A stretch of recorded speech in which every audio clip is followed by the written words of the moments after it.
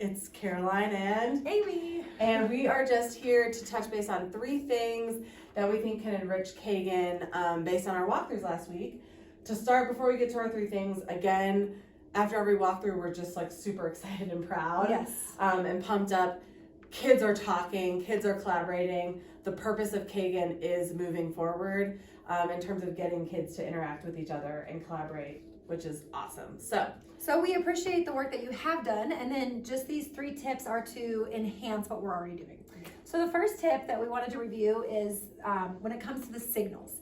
So be mindful that there are actually 2 times that we want our students to give you a signal. The first one would be, I'm ready to discuss. So if they have their thinking face for the question, they're thinking about it, they have their light bulb that goes off to signal to you, I'm ready. I have thought about it and I'm ready to speak. Another one is the I shared signal. So when they're going around with their partners and their group, perhaps it's a thumbs up in their heart pocket. I heard that from a teacher and I love that, so I'm gonna steal that. Perhaps it's a thumbs up in their heart pocket to show, hey, I've already shared. I'm still engaging and listening. And if it becomes my turn again, I can keep sharing. But we wanna ensure that both partners or all 4, if it's a table talk, have a chance to share. Cool. The second thing that we want to encourage is considering the flow when you give directions, especially for those younger grades. Try to get those initial logistics out of the way. So if you're a shoulder partner or face partner, if you have to move to a different location. So if they're at the carpet and you give them all the information and then you hand out mats and then you have them move, all of a sudden maybe they've now forgotten what they thought about, right? So we want to get those logistics out of the way before we dive into the specific directions of the task. So before I tell you, you're thinking of a sentence using the word frigid, if it's a simple task like that, I want to make sure that after they show me they've thought and they've given me their I've thought signal, I'm ready to have them discuss. I don't want to stack a bunch of transitions in between that, because then they'll be like, I don't remember what I thought about.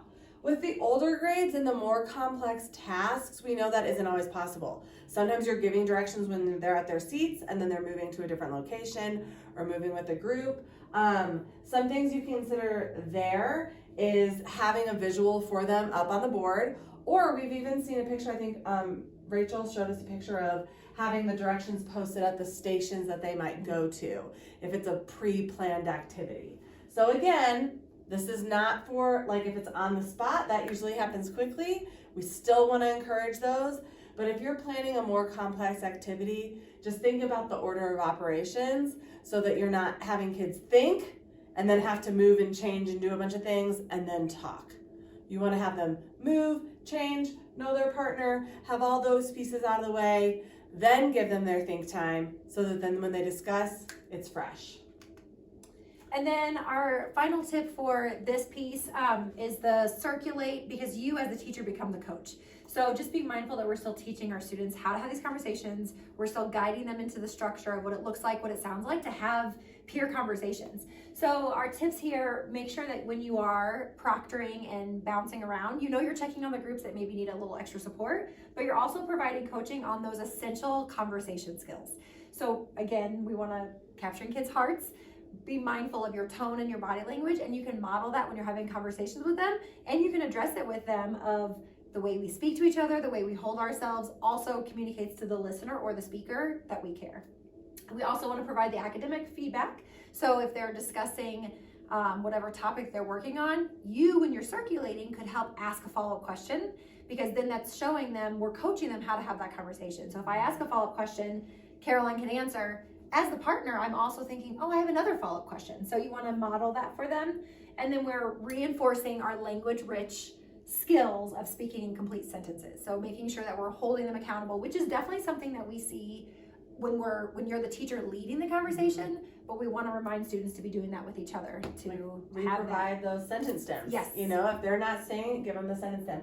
On this one too, like, remember, to an extent with some things, wrong is wrong. Mm-hmm. So if you are having them practice a vocabulary word activity and they are using the word incorrectly, you really do need to step in and hopefully ask them questions to get them to understand, but sometimes it might just be telling them. Frigid means cold. What example do you have? So, all right. And that's all we have. So happy Kaganing. We're so excited for our next training on the 23rd.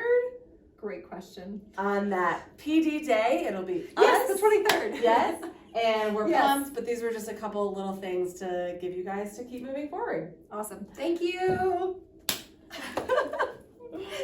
And hopefully recorded. I could not think of the date off the top of my head, but it is the 23rd. Yeah, I know so. I'm so sorry.